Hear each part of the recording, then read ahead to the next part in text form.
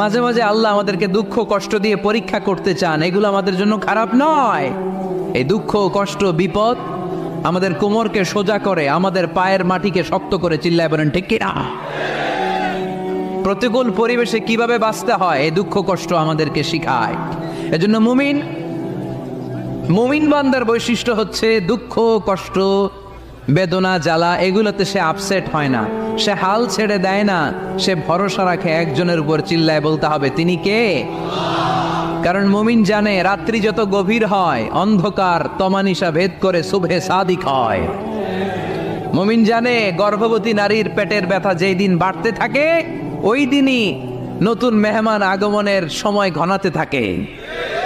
মুমিন জানে তার জীবনে দুঃখ কষ্ট বিপদ যত বাড়তে থাকে সুখের দিন কাছে আসতে থাকে।